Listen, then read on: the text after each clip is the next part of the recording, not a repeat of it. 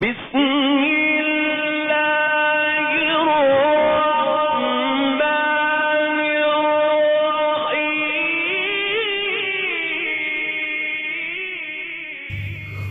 اعوذ باللہ السمیع العلیم من الشیطان اللعین الرجیم بسم اللہ الرحمن الرحیم الحمد للہ والصلاة والسلام علی عباده الذی اصطفى اما بعد فقد قال اللہ فی کتاب اللہ بسم اللہ الرحمن الرحیم انما یرید اللہ لیذہب عنکم الرجس اہل البیت ویطہرکم تطہیرا صدق اللہ العلی العظیم۔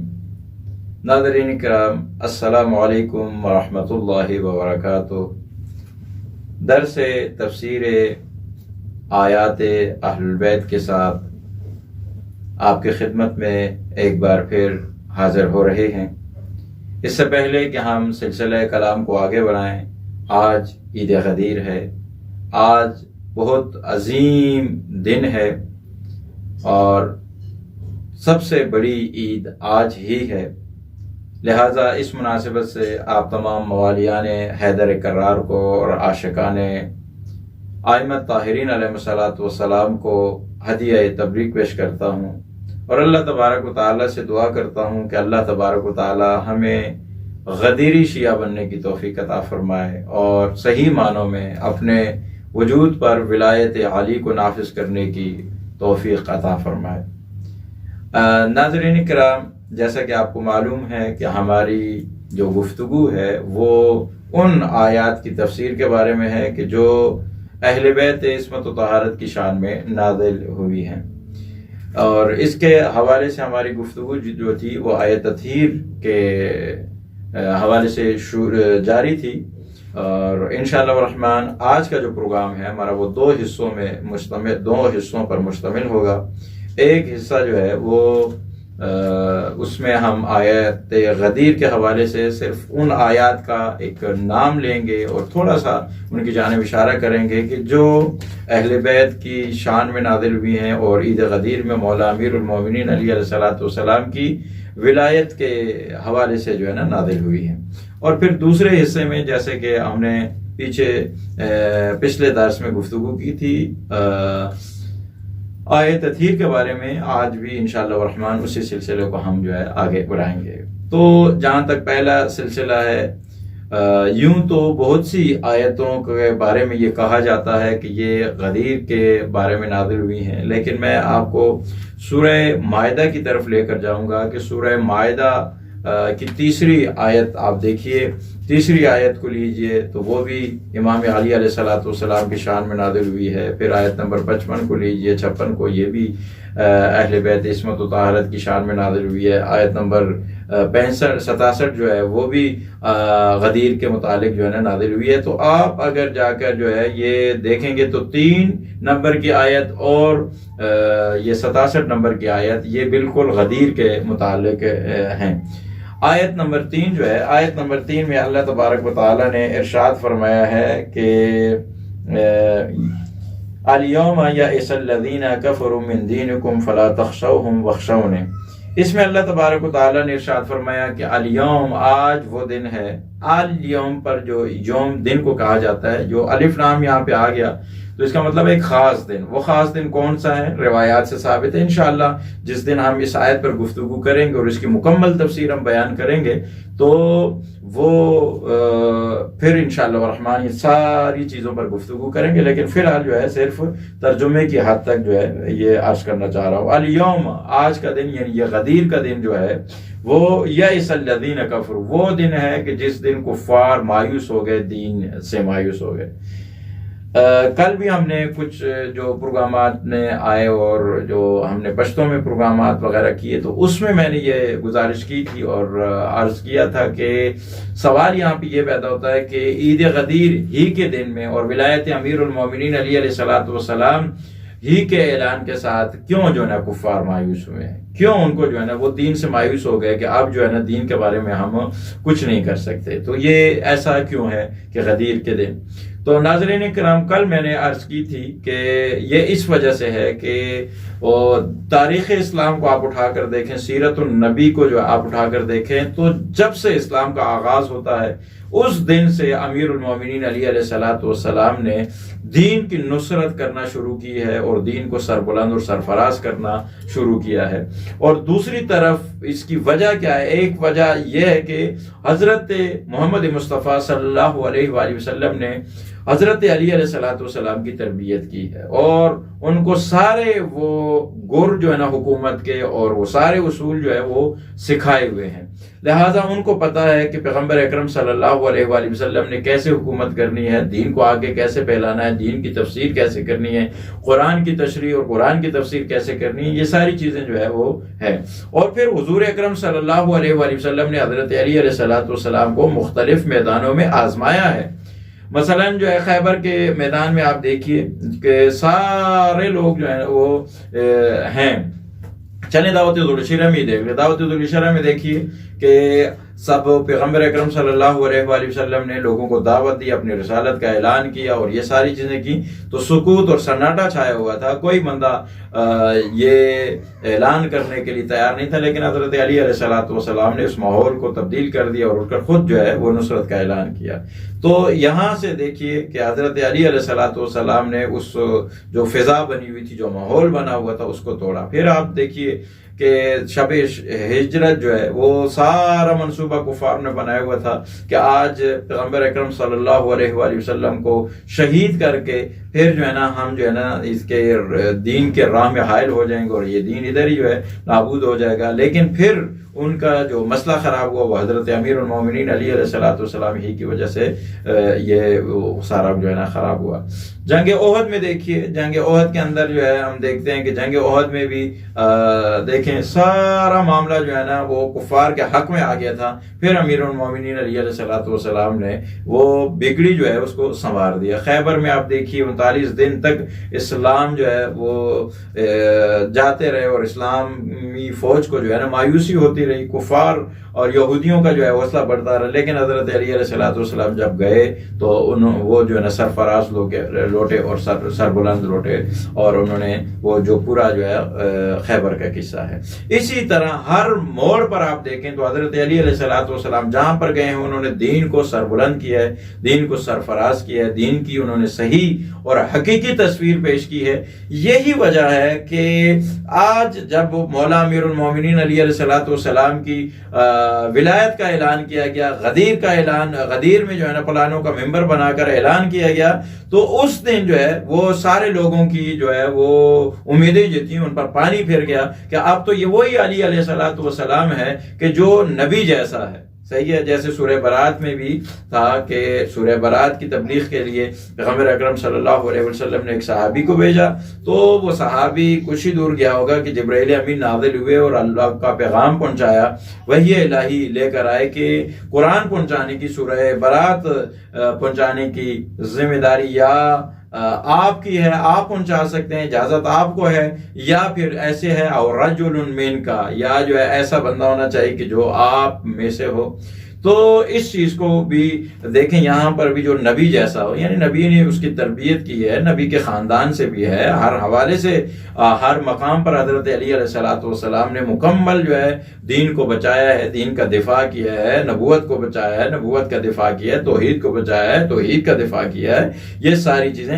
لہذا ان کو پتا تھا کہ آج اگر یہ نبی چلا گیا ہے تو کیا ہوا، اس کی جگہ پہ علی علیہ الصلوۃ والسلام آ گیا. علی علیہ الصلوۃ والسلام وہ تو یہ ماہر ہیں اور وہ دین کو جیسے حضرت محمد مصطفیٰ صلی اللہ علیہ وآلہ وسلم چاہتے تھے اسی طرح اس کو لے کر آگے بڑھیں گے. لہذا کفار کو جو ہے وہ مایوس ہونا پڑا. تو غدیر کوئی عام دن نہیں ہے، غدیر کا دن وہ غدیر دن ہے کہ الیوم یئس الذین کفروا من دینکم، کہ مایوسی کفار کا دن ہے.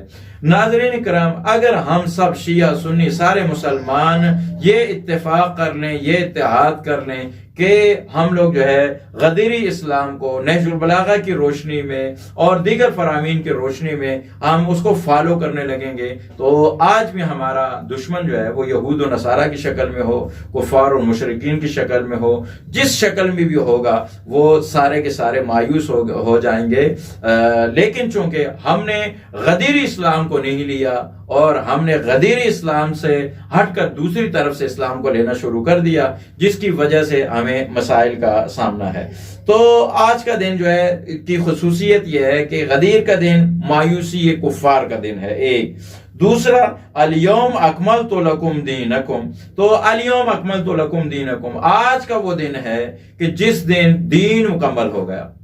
تو تکمیل دن کا اور اکمال دین کا جو ہے دن، وہ کون سا دن ہے؟ وہ بھی آج کا دن ہے، عید غدیر ہے، غدیر کے دن۔ لیکن یہاں پہ ایک سوال پیدا ہوتا ہے، کیا دین پہلے ناقص تھا جو اب مکمل ہوا؟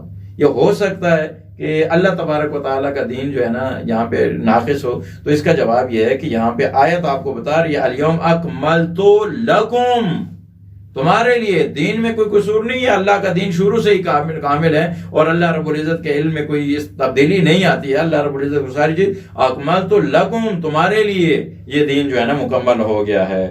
اور تیسری جو خصوصیت ہے عید غدیر کی اور آج کے دن کی، کہ جس دن ہم اور آپ جشن منا رہے ہیں، وہ اتممت علیکم نعمتی، آج کا دن وہ ہے کہ جس دن اتمام نعمت ہوا ہے، اتمام نعمت، یہ تیسری خصوصیت۔ چوتھی خصوصیت جو غدیر کی قرآن نے بیان کی ہے، وَرَضِيتُ لَكُمُ الْإِسْلَامَ دِينًا، آج کے دن اسلام پسندیدہ دین قرار پایا ہے۔ کن کے لیے؟ مسلمانوں کے لیے۔ کن کے لیے؟ محمد رسول اللہ صلی اللہ علیہ وآلہ وسلم کا کلمہ پڑھنے والوں کے لیے۔ لہٰذا اگر ہم کفار کو مایوس کرنا چاہتے ہیں تو ولایت علی کا کلمہ پڑھنا پڑے گا، اور ولایت علی کی جو تعلیمات ہیں اس پر جو ہے نا عمل کرنا پڑے گا۔ اگر ہم چاہتے ہیں کہ نعمتیں ہمارے اوپر تمام ہو جائیں تو تب بھی ہم نے جو ہے نا یہی ولایت علی ابن ابی طالب علیہ السلام کے پرچم کے تلے آنا ہے اور ان کی ولایت کا اقرار کرنا ہے، اور صرف اقرار نہیں کرنا بلکہ اس ولایت کو اپنے وجود پر، اپنے معاشرے پر جو ہے وہ نافذ بھی کرنا ہے۔ اور اگر ہم چاہتے ہیں کہ ہمارا اسلام، ہمارا دین پسندیدہ قرار پائے، تب بھی ہمیں چاہیے کہ ولایت علی ابن ابی طالب علیہ السلام کو ہم لوگ اپنائیں، ہر حوالے سے جو ہے ہم جو ہے اس کو اپنائیں، تو اس حوالے سے یہ ہو سکتا ہے۔ تو ناظرین کرام، یہ جو بات تھی، یہ بات تو ہماری عید غدیر کے حوالے سے تھی، لیکن آج سے ٹھیک تقریباً جو ہے کچھ دن کے بعد، ایک ہفتے کے بعد، جب عید مباہلہ کا دن آتا ہے، تو اس دن جہاں پر ہم مباہلہ مناتے ہیں، دوسری طرف وہ مباہلہ کے دن ہی آیے تطہیر کے نزول کا دن ہے۔ آیے تطہیر کون سی آیت ہے؟ آیے تطہیر سورہ احزاب کی 33ویں آیت ہے، اور یہ بھی ذہن میں رہے کہ 22واں پارہ ہے، 33ویں سورہ ہے، اور جو ہے اسی طرح یہ 33 نمبر کی آیت ہے۔ یہ آیہ تطہیر کہلاتی ہے۔ انما یرید اللہ لیذہب عنکم الرجس اہل البیت ویطہرکم تطہیرا۔ یہ تو سب سے پہلی ہماری گفتگو جو ہوئی تھی وہ اس بات میں ہوئی تھی کہ اس آیت کا جو آغاز ہو رہا ہے وہ انما سے ہو رہا ہے۔ انما کس چیز کا؟ انما کا معنی ہوتا ہے، اول معنی جو ہے وہ، پہلا معنی انما کا جو ہے وہ حصر ہے۔ حصر کا معنی کیا ہوتا ہے؟ حصر کا معنی کسی چیز کو محدود کر دینا، کسی چیز کو منحصر کر دینا۔ لیکن سوال جو پیچھے ہم نے یہ کیا تھا کہ جو انما کے بعد جو چیز آتی ہے وہ محصور ہو جاتی ہے، تو اگر وہ منحصر ہو جاتی ہے، اس کا معنی فقط کیا جاتا ہے، اس کا معنی ہی کیا جاتا ہے، اس کا معنی ما سوائے اس کے کیا جاتا ہے، بجوز ان کے، یہ سارے ترجمے کیے جاتے ہیں۔ لیکن یہ کس چیز کو حاصل کر رہا ہے؟ اللہ جو فاعل ہے، ارادہ خدا کو جو ہے نا منحصر کر رہا ہے، ایک احتمال یہ تھا، یا مفعول کو جو ہے وہ حاصر کر رہا ہے، مفعول میں بھی عنکم کو حاصر کر رہا ہے، کس چیز کو جو ہے نا یہ حاصر کر رہا ہے؟ تو ہم نے عرض کیا کہ نظریہ مختار یہ ہے کہ یہاں پہ حصر جس بات کی ہو رہی ہے، حصر اس بات کی ہو رہی ہے کہ اللہ تبارک و تعالی نے یہ مصمم ارادہ کر لیا ہے کہ اللہ تبارک و تعالی خاص کر اہل بیت تم ہی سے ہر قسم کے رزق کو دور رکھے گا، ہر قسم کے رزق کو۔ تو یہ جو ہے یہاں پر یہ تم ہی سے، کن میں سے؟ عنکم، تم ہی سے۔ یہ اہل البیت جو آیا یہ اسی کے لیے آیا ہے، منسوب اسی وجہ سے۔ بعض لوگ کہتے ہیں کہ یہ اختصاص ہے، انشاءاللہ جب یہ بات آئے گی تو اس میں گفتگو کریں گے۔ آج ایک دوسرے لفظ کے حوالے سے تھوڑی سی مختصر سی گفتگو میں کروں گا۔ یریدو یہاں پر جو ہے انما یرید اللہ، یرید ارادہ کس کو کہتے ہیں؟ ارادہ کسی چیز کو طلب کرنا، کسی چیز کو چاہنا، اس کو کہا جاتا ہے ارادہ کرنا۔ تو یہاں پہ اللہ ارادہ کر رہا ہے، کس چیز کا ارادہ کر رہا ہے وہ بعد میں جو ہے اظہار رزق کا اجازت وہ کر رہا ہے، انشاءاللہ بعد کے پروگرام میں اس پہ گفتگو ہوگی۔ لیکن یہاں پہ ارادے سے کیا مراد ہے، اللہ رب العزت کا ارادہ کیا ہے، اس سے مراد ہماری کیا ہے؟ تو یہاں پہ ارادے سے کے حوالے سے اللہ کا جو ارادہ ہے وہ دو قسم کا ارادہ ہوتا ہے، ایک ارادہ تکوینی ہے اور ایک ارادہ تشریعی ہے۔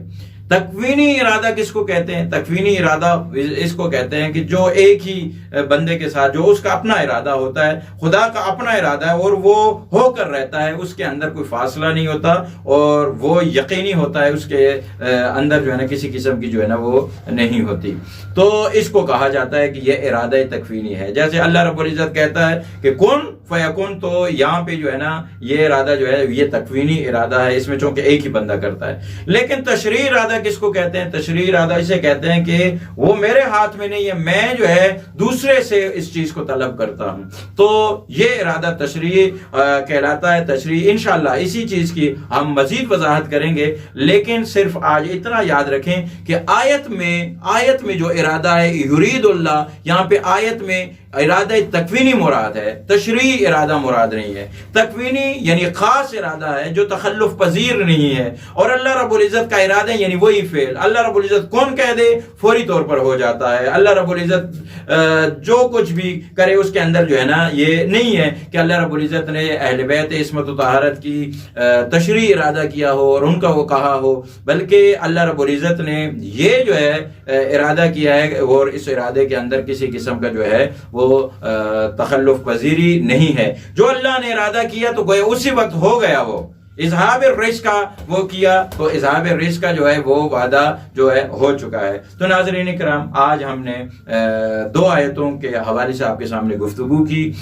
ایک آیت اکمال کہلاتی ہے اور وہ سورہ مائدہ 6 پارے کی وہ تیسری آیت ہے، اور اسی طرح جو ہے ہم نے سورہ احزاب کی 33ویں آیت کی مختصر سی ایک لفظ کی وضاحت کی، چونکہ آج اتنا ہی ٹائم تھا، ہمارے پاس ٹائم ختم ہو گیا ہے۔ انشاءاللہ الرحمن آئندہ جو ہے وہ اس میں اس کی مزید ہم وضاحت کریں گے کہ ارادے سے کیا مراد ہے، تکوینی مراد ہے، ارادے سے کیا مراد ہے، اور یہاں پہ کیوں جو ہے نا ارادہ تکوینی مراد ہے، تشریعی ارادہ کیوں مراد نہیں ہو سکتا۔ تو ایک دلیل تو یہ خود انما ہے، انما کا آنا۔ آئیے دعا کرتے ہیں، یا اللہ ہم سب کو قرآن پڑھنے، قرآن سمجھنے اور قرآن پر عمل پیرا ہونے کی توفیق عطا فرما، اور ہم سب کو حقیقی ولایت جو ہے وہ نصیب فرما، آمین یا رب العالمین، بحق محمد وآلہ الطاہرین۔